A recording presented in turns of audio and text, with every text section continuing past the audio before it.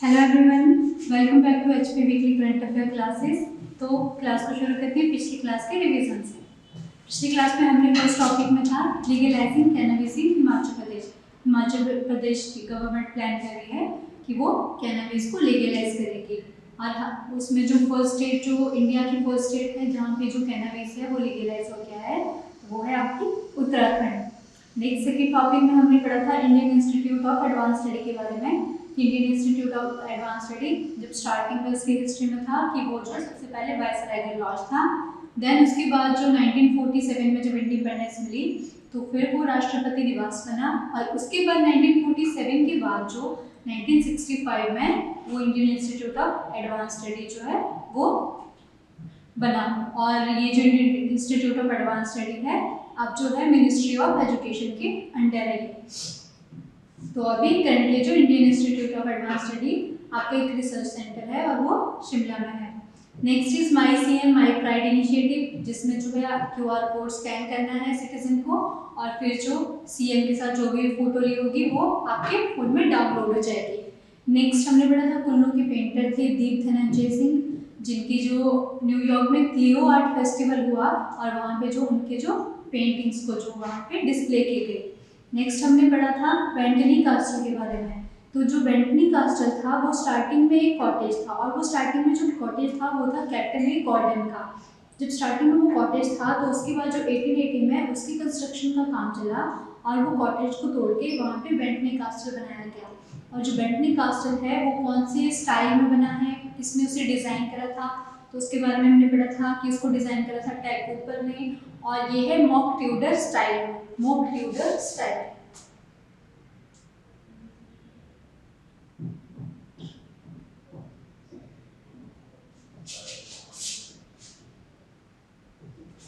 और mock Tudor style है। और उसके बाद नेक्स्ट हमने पढ़ा था natural farming in Himachal Pradesh. जो नेचुरल फार्मिंग है हिमाचल प्रदेश में तो उसके अंदर जो अभी इस फाइनेंशियल ईयर का हमारा जो टारगेट है तो हमें जो है 30,000 जो एकड़ लैंड को नेचुरल फार्मिंग के अंदर लाना है। और जो नेचुरल फार्मिंग है या जीरो बजट नेचुरल फार्मिंग है तो उसके जो ये किसने स्टार्ट करा था, तो ये जो सुभाष पालेकर जी थे उनकी जो इनिशिएटिव है zero budget natural farming. Next हमने फिर जो पढ़ा था इंटरप्रिटेशन सेंटर के बारे में। जो इंटरप्रिटेशन सेंटर है ये खोला जा रहा है आपका डिस्ट्रिक्ट कुल्लू की सेंज रोपा में, सेंज वैली में। और इसके बाद जो शानन हाइड्रो पावर प्रोजेक्ट के बारे में पढ़ा था। तो शानन हाइड्रो पावर प्रोजेक्ट जो है वो आपका मंडी डिस्ट्रिक्ट में है जोगिंद्रनगर में और इसको जो डिज़ाइनर क्रिएट किया गया था तो जनरल कर्नल थे बीसी बैटी, उन्होंने इसको कंस्ट्रक्ट और डिज़ाइन किया गया था। और साथ में थे जो जोगिंद्रनगर के एक रूलर थे, उनका नाम था राजा करण सिंह। तो इसी के साथ हमारा पिछली क्लास का रिवीजन हो गया और हमारे जो आज के टॉपिक हैं उसमें हम पढ़ेंगे फर्स्ट टॉपिक में बिब्लियोफेयर के बारे में, कहाँ पे ऑर्गेनाइज होता है और कितने दिन का होता है, ये कौन से डिस्ट्रिक्ट में है, कौन से विलेज में है। और नेक्स्ट हम फिर पढ़ेंगे शोभा सिंह आर्ट गैलरी के बारे में। नेक्स्ट उसके बाद नेक्स्ट जो हमारा टॉपिक है फिर नेक्स्ट जो न्यू चीफ जस्टिस है हिमाचल प्रदेश हाई कोर्ट के वो अपॉइंट किए गए हैं उनके बारे में जानेंगे। और हाई कोर्ट के बारे में जानेंगे कि हाई कोर्ट कौन से आर्टिकल में आता है कॉन्स्टिट्यूशन में। High court first high courts कहाँ पे बने थे, कब बने थे। फिर नेक्स्ट हमारा टॉपिक है एयरपोर्ट्स इन हिमाचल प्रदेश। तो हमारे पास टोटल अभी कितने एयरपोर्ट्स हैं, इंटरनेशनल एयरपोर्ट हिमाचल प्रदेश में है या नहीं, उसके बारे में जानेंगे। फिर नेक्स्ट स्पेशल ओलंपिक्स हो रहे हैं और वो स्पेशल ओलंपिक्स आपकी बर्लिन जर्मनी में हो रहे हैं तो उसमें हिमाचल के 2 स्पेशल प्लेयर्स हैं वो भी पार्टिसिपेट कर रहे हैं। नेक्स्ट फिर सिक्स टॉपिक जो हमारा है उसमें जो 2 हेलीपोर्ट्स बन रहे हैं लाहौल स्पीति में तो वो कौन सी लाहौल स्पीति के कौन से एरिया में बन रहे हैं उनके बारे में जानेंगे। और नेक्स्ट टॉपिक में हमारे पास वर्ल्ड एनवायरनमेंट डे सेलिब्रेशन हुई 5 जून को, तो उसकी थीम क्या थी और स्टेट में वर्ल्ड एनवायरनमेंट डे पे क्या हुआ तो उसके बारे में जानेंगे। फिर वर्ल्ड एनवायरनमेंट डे की हिस्ट्री जानेंगे, स्टॉकहोम कॉन्फ्रेंस के बारे में जानेंगे, कन्वेंशन के बारे में जानेंगे। Next topic is Noni university का एक वेजिक सेंटर है तो उन्हें अवार्ड मिला है और वो कौन सा अवार्ड मिला है पूरी कंट्री में उन्हें, तो उसके बारे में जानेंगे। नेक्स्ट NIRF की रैंकिंग हुई थी तो उसमें जो स्टेट की जो कितनी यूनिवर्सिटी का आउट ऑफ 150 यूनिवर्सिटी में से स्टेट की कितनी जो यूनिवर्सिटी जो है वो उसमें उनकी रैंकिंग आई है उसके बारे में जानेंगे, और एक न्यू बुक जो रिलीज हुई है उसके बारे में जानेंगे, विस्थापन का दंश। तो इस तरह से ये हमारे आज के टॉपिक्स हैं। तो आइए शुरू करते हैं उस टॉपिक से।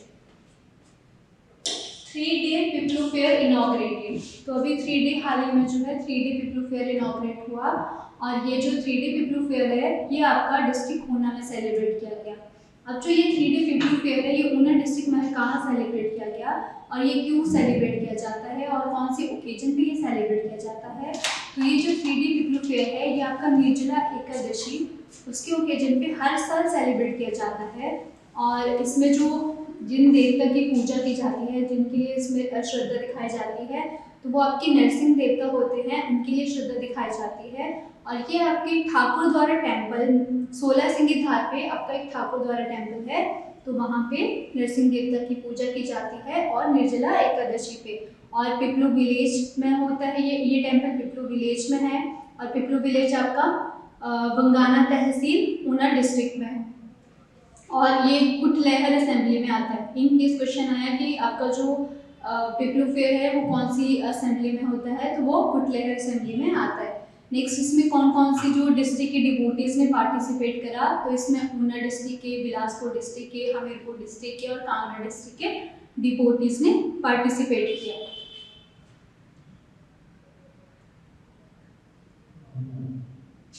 Next is Shobha Singh art gallery. तो जो शोभा सिंह आर्ट गैलरी है वो आपकी अंद्रेटा विलेज पालमपुर कांगड़ा में है।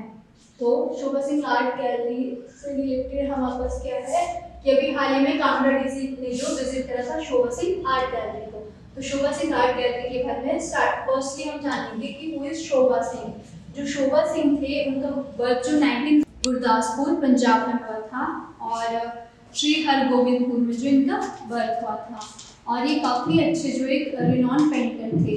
तो ये थोड़ा सा हिस्ट्री जानते हैं कि ये जो इन्होंने ब्रिटिश इंडियन आर्मी को ब्रिटिश इंडियन आर्मी को ज्वाइन किया था एज ड्राउट्समैन, और फिर ये जो कुछ इराक के वेरियस प्लेसेस में भी इनकी पोस्टिंग हुई थी, और फिर वहाँ पे जाके उन्होंने यूरोपियन पेंटिंग्स के बारे में जाना और उनके वर्क के बारे में देखा, जो इंग्लिश पेंटर्स हैं उन्होंने क्या क्या काम किया, तो वहाँ से भी उन्हें इंस्पिरेशन मिली। इसके बाद जो फिर ये 1949 में जो शोभा सिंह जो जाके आपके कांगड़ा के अंद्रेटा विलेज में जाके सेटल हो गए, और फिर यहाँ पे इन्होंने अपने जो पेंटिंग वाले करियर की शुरुआत करी। तो शोभा सिंह जब भी आप जो कांगड़ा डिस्ट्रिक्ट के पालमपुर जाओगे, और पालमपुर में अंद्रेटा विलेज जो है मोस्टली वो वहाँ पे फेमस जो है म्यूजियम है, और एक अंद्रेटा जो ये अंद्रेटा में शोभा सिंह आर्ट गैलरी। और जो शोभा सिंह है इनका जो मेन फोकस था वो सिख गुरुज की लाइफ पे था, उनका क्या काम था, और उनके जो वर्क पे जो उन पे ज़्यादा फोकस था। और इसके बाद जो ये यहाँ पे इनकी जो मोस्ट जो फेमस पेंटिंग्स है वो कौन कौन सी है, तो इनकी जो पेंटिंग्स हैं उनमें जो काम मिला हमें, तो उसमें जो शोभा सिंह की जो मोस्ट फेमस पेंटिंग है वो सोनी महिवाल है, हीर रांझा है, कांगड़ा ब्राइड है, और इनकी जो फिर 1986 में चंडीगढ़ में डेथ हो गई थी। तो ये हमने अभी पढ़ा। और इसके बाद यहाँ पे नेक्स्ट हमारे पास है कि Andretta has been an art village. जो अंद्रेटा है वो आपका एक आर्ट विलेज है, कब से? सिंस 1947। और अंद्रेटा विलेज से रिलेटेड आपके जो आर्टिस्ट हैं वो कौन कौन से हैं, तो एक आपकी सरदार शोभा सिंह है, और एक नोरा रिचर्ड्स हैं जो कि एक आयरिश एक्ट्रेस थी, और वो भी जो है सबसे पहले जो कांगड़ा में मई 1925 में वो कांगड़ा आई, और फिर जो कांगड़ा के बनारी विलेज में वो सेटल हो गई, और फिर 10 इयर्स के बाद वो भी जाके अंद्रेटा विलेज में आ गई और वो भी वहाँ पे सेटल हो गई। और जो नोरा रिचर्ड्स थी उन्हें बोला जाता है लेडी ग्रिगोरियो पंजाब। और इसके अलावा जो नोरा रिचर्ड्स को और टाइटल मिला है, तो उन्हें वो जो दूसरा टाइटल मिला है वो मिला है उन्हें great grand mother of Punjab theatre. ये भी एग्जाम में क्वेश्चन आता है कि who is the great grand mother of Punjab theatre या लेडी ग्रिगोरी ऑफ पंजाब, तो वो कौन थी? आपकी नोरा रिचर्ड्स थी, और वो कहाँ से थी? वो आपकी आयरलैंड से थी। और ये भी आपके जो है अंद्रेटा में सेटल थी। सेकंड आर्टिस्ट आपकी नोरा रिचर्ड्स होगी और थर्ड आपके जो थे वो थे सरदार गुरचरण सिंह। जो सरदार गुरचरण सिंह थे ये पोट्री आर्टिस्ट थे। तो ये भी आपके जो है रिलेटेड है अंद्रेटा विलेज से। और यहाँ पे जो नवंबर 3, 2022 को जो है 3 डे शोभा सिंह आर्ट फेस्टिवल भी लगता है। और जो यहाँ के लोकल लोग हैं वो चाहते हैं कि गवर्नमेंट जो है इस अंद्रेटा विलेज को एज अ आर्ट विलेज जो है प्रमोट करे। और जब ये गवर्नमेंट इसे as a art village promote करेगी तो इससे क्या होगा, लोकल टूरिस्ट ज़्यादा से ज़्यादा टूरिस्ट आएंगे। और जब टूरिस्ट आएंगे तो लोकल जो लोग हैं उन्हें भी फिर जॉब अपॉर्चुनिटीज़ मिलेंगी। और इस तरह से कहीं ना कहीं फिर ये जो विलेज है और ज़्यादा जो है विलेज की एक वैल्यू बढ़ेगी और साथ ही साथ लोकल लोगों की लिवलीहुड भी इम्प्रूव करेगी। तो इसलिए जो लोकल लोग हैं वो चाहते हैं कि जो गवर्नमेंट इसको जो है इस विलेज को as a art village promote करे, जो अभी तक प्रमोट नहीं किया गया है। तो अंद्रेटा विलेज कहाँ है आपका? पालमपुर में, पालमपुर कांगड़ा डिस्ट्रिक्ट में। और अंद्रेटा विलेज से रिलेटेड आपके 3 आर्टिस्ट कौन से हैं? सरदार शोभा सिंह, नोरा रिचर्ड्स और Sardar Gurcharan Singh. Next is new chief justice of Himachal Pradesh high court. तो अभी हमारे जो new chief justice of high court हैं वो हैं जस्टिस मामिकाना सत्यरत्ना श्री रामचंद्र राव।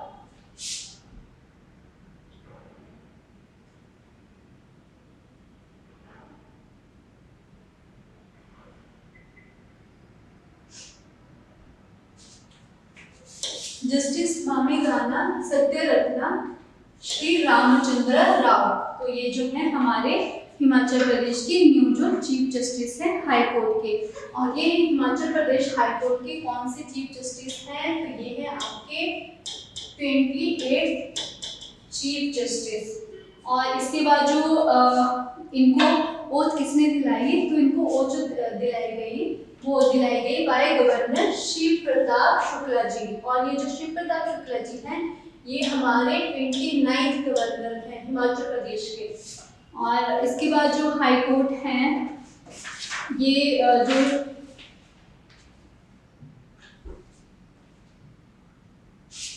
जस्टिस रामचंद्र राव जो है ये हैदराबाद में बॉर्न थे। और इससे पहले जो ये हिमाचल प्रदेश में as a chief justice appoint होने से पहले ये तेलंगाना हाई कोर्ट में as a acting chief justice भी इन्होंने काम करा है। और Punjab and Chandigarh high court में भी ये एज अ जज भी रह चुके हैं। तो इसके बाद हाई कोर्ट के बारे में जानते हैं।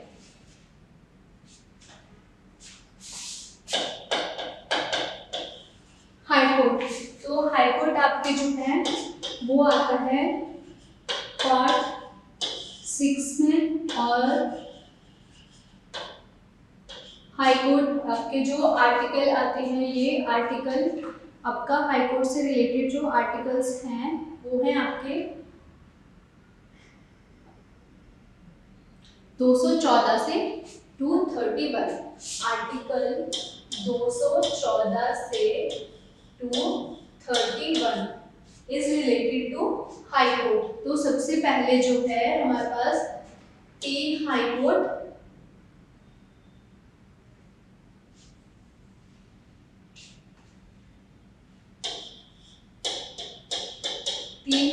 थे और ये फॉर्म हुए थे under Indian high court act of 1861। और ये जो 3 हाई कोर्ट हैं ये आपके कौन कौन से थे?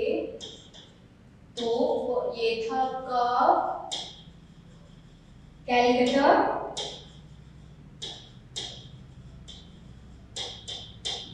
बॉम्बे और मद्रास में। कब सेटअप हुए थे ये? 1862 में। 1862 में आपके जो 3 हाई कोर्ट सेटअप हुए थे कैलकाता, बॉम्बे, मद्रास। और उसके बाद फिर जो है 1866 में आपको 4th हाई कोर्ट सेटअप हुआ। और जो 4th हाई कोर्ट सेटअप हुआ वो आपका इलाहाबाद में सेटअप हुआ था।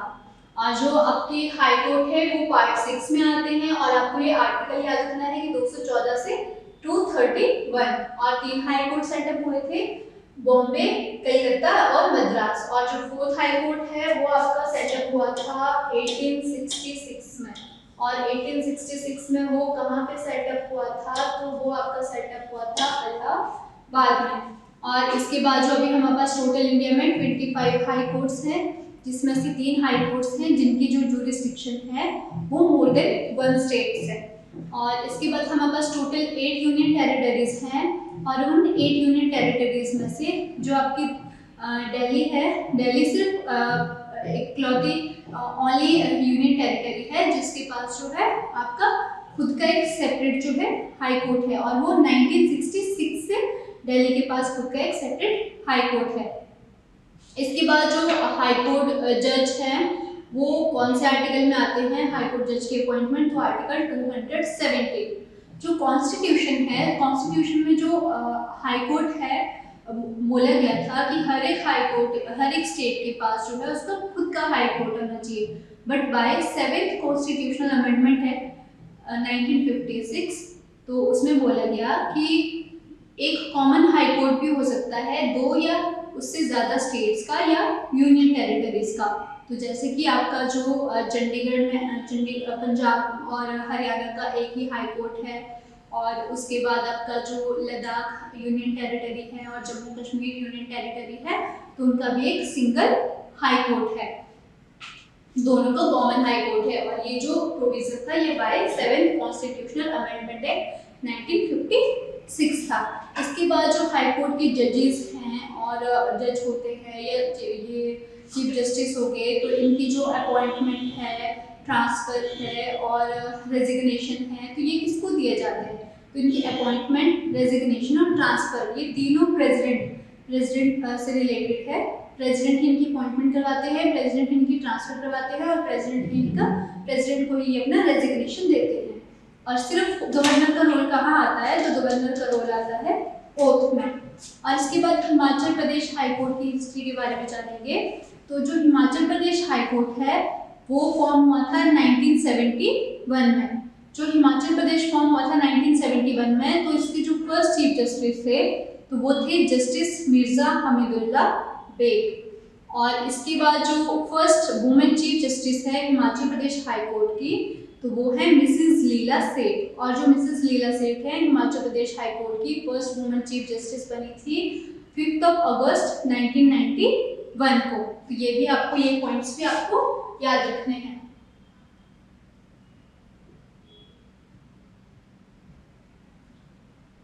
Next is airports of Himachal.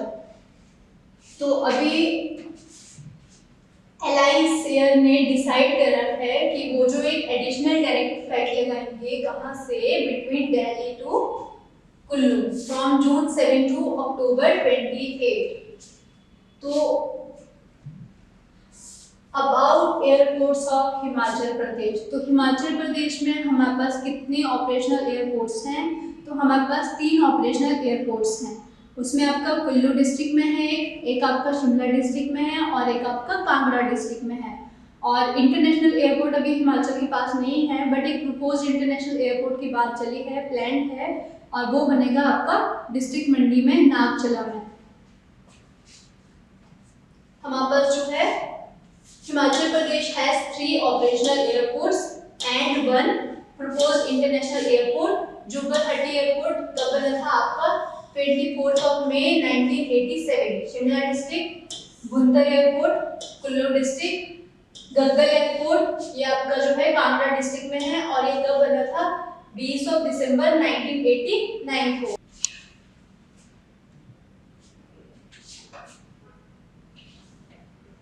Next यहाँ पे एयरपोर्ट से रिलेटेड आपकी एक स्कीम है उड़ान स्कीम, दैट इज पूरे देश का आम नागरिक। जो उड़ान स्कीम है वो लॉन्च हुई थी 2016 में under ministry of civil aviation.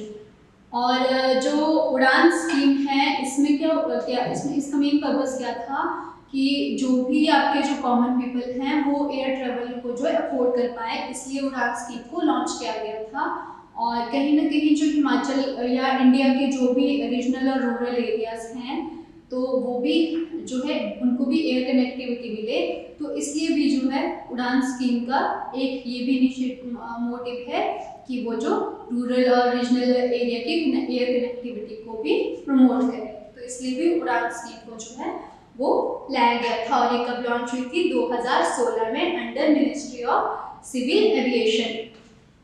और अभी जो करंटली इंडिया में जो उड़ान स्कीम चल रही है तो वो आपकी जो उड़ान 5.0 चला हुआ है। स्टार्टिंग में 2016 में उड़ान थी, देन उड़ान 1.0, उड़ान 2.0 और अभी करंटली 2023 में आपकी उड़ान 5.0 जो है वो चल रही है। Next is special Olympic players made governor.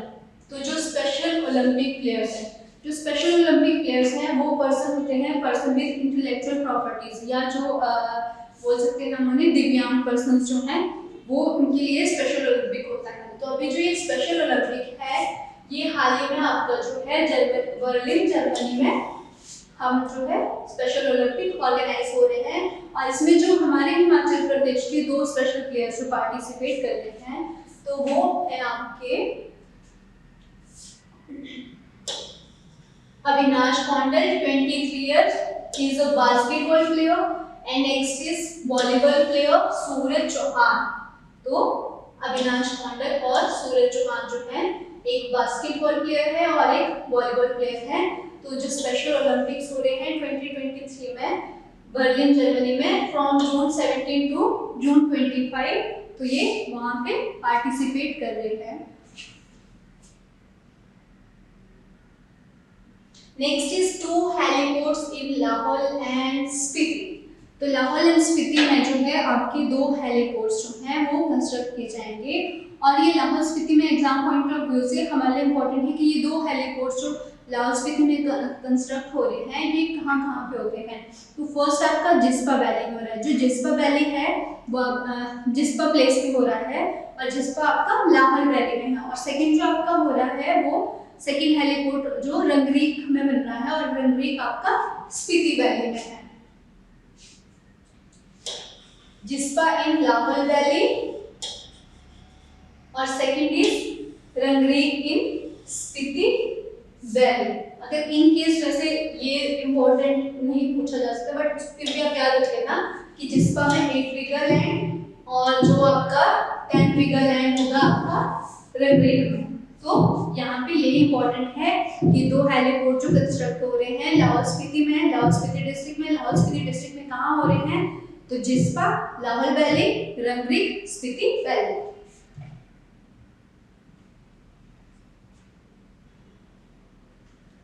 और अभी टोटल हमारे पास हिमाचल प्रदेश में कितने हेलीपैड्स हैं तो हमारे पास टोटल 63 हेलीपैड्स हैं, 63 हेलीपैड्स। और यहाँ पे नेक्स्ट है कि अंडर जो उड़ान स्कीम है या रीजनल कनेक्टिविटी स्कीम है पूरे देश का आम नागरिक, तो इसके अंदर जो हिमाचल प्रदेश में भी और कहाँ पे हेलीपोर्ट्स बन रहे हैं तो वो आपके बन रहे हैं मंडी डिस्ट्रिक्ट में कांगनी धार, और आपका बद्दी डिस्ट्रिक्ट में बनेगा, और आपका मनाली में बनेगा, और आपका रामपुर में बनेगा, और एक शिमला में बनेगा। डिस्ट्रिक्ट मंडी, बद्दी, शिमला, रामपुर और fifth one is Manali under regional connectivity scheme and पूरे देश का आम नागरिक scheme. Next is world environment day. तो वर्ल्ड एनवायरनमेंट डे हम कब सेलिब्रेट करते हैं तो वर्ल्ड एनवायरनमेंट डे हम करते हैं सेलिब्रेट हर साल 5 जून को। और अभी जो 5 जून 2023 को हमने वर्ल्ड एनवायरनमेंट डे सेलिब्रेट किया था तो हिमाचल प्रदेश गवर्नमेंट में जो national highway authority of India है NHAI है, उन्होंने जो है 15 सैपलिंग्स जो प्लांट किए। और इस बार का जो हमारा 2023 का वर्ल्ड एनवायरनमेंट डे की जो थीम थी वो थी बीट प्लास्टिक पॉल्यूशन। तो आपको यहाँ पे ये डेट याद रखनी है और आपको यहाँ पे जो 2023 की थीम थी वो भी याद रखनी है, that is beat plastic pollution. और इसके बाद जो इसकी होस्ट कंट्री थी वो थी कोट कोट दीवार, और ये जो कोट दीवार है ये है आपका वेस्ट अफ्रीका में 5 जून 2023। और जो इसकी थीम थी वो थी आपकी बीट प्लास्टिक पॉल्यूशन, और जो होस्ट कंट्री थी वो थी आपकी कोट दीवार। और ये जो कोट दीवार है ये आपकी वेस्ट अफ्रीका में एक कंट्री है। और जो फर्स्ट टाइम हमने जो एनवायरनमेंट डे को कब सेलिब्रेट किया था, तो फर्स्ट टाइम हमने जो एनवायरनमेंट डे को सेलिब्रेट किया था 1972 को। 1972 को जो United nation assembly established world environment day in 1972। और ये क्या था, हमारा फर्स्ट डे था स्टॉकहोम कॉन्फ्रेंस का ह्यूमन एनवायरनमेंट पे।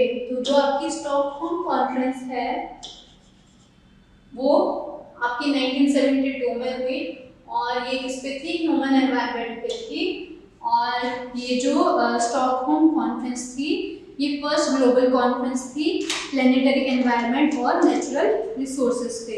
और यहाँ पे आपको कंफ्यूजन होना है, एक स्टॉकहोम कॉन्फ्रेंस है और एक स्टॉकहोम कन्वेंशन है। तो जो स्टॉकहोम कन्वेंशन है वो आपकी साइन हुई थी 22 मई 2001 को, और जो स्टॉकहोम कन्वेंशन थी वो आपकी ग्लोबल ट्रीटी थी to protect human and health and environment from POP, that is persistent organic pollutant। तो स्टॉकहोम कॉन्फ्रेंस आपकी जो कॉन्फ्रेंस थी वो थी ह्यूमन एनवायरनमेंट पे, और जो आपकी स्टॉकहोम कन्वेंशन थी जो आपने 22 मई 2001 को साइन की थी तो वो आपकी थी ग्लोबल ट्रीटी किस पे, टू प्रोटेक्ट ह्यूमन हेल्थ और environment from POP, that is persistent organic pollutant। और इसके बाद जो हमारा यहाँ पे फर्स्ट जब हमने 1972 में first time world environment day को सेलिब्रेट किया था, तो उस टाइम जो हमारी थीम थी, तो उसमें जो हमारी थीम थी that is only one earth, only one earth. तो ये आपको ये वाली फर्स्ट टाइम जब हमने सेलिब्रेट किया था तो वो वाली थीम भी आपको याद रखनी है, ओनली वन अर्थ।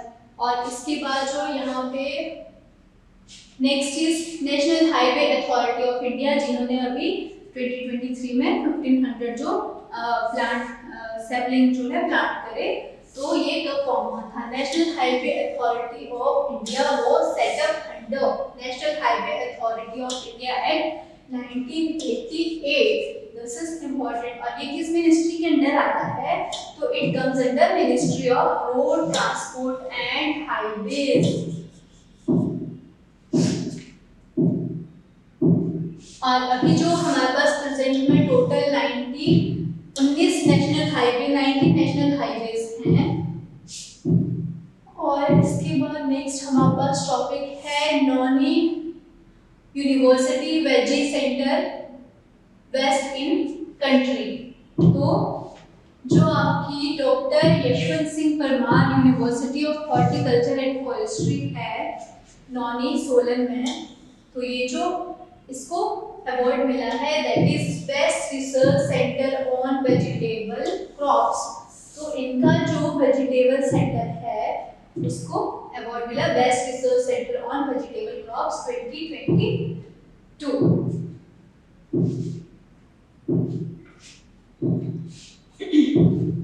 और जो नॉनी यूनिवर्सिटी है वो आपकी जो सेटअप हुई थी, ये सेटअप हुई थी 1 दिसंबर 1985।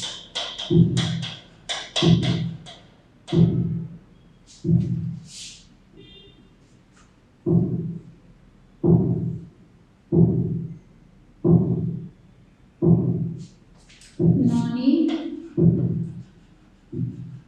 यूनिवर्सिटी सेटअप हुआ थी 1985। तो ये भी आपको याद रखना है कि नॉनी यूनिवर्सिटी जो है वो कब सेटअप हुई थी। In case question आया who is the vice chancellor of Dr. Yashwant Singh Parmar university of horticulture and forestry, तो वो कौन है, प्रोफेसर राजवेश्वर सिंह चंदे। Next is NIRF ranking. तो अभी हाल ही में जो NIRF रैंकिंग हुई, NIRF is national institutional ranking framework.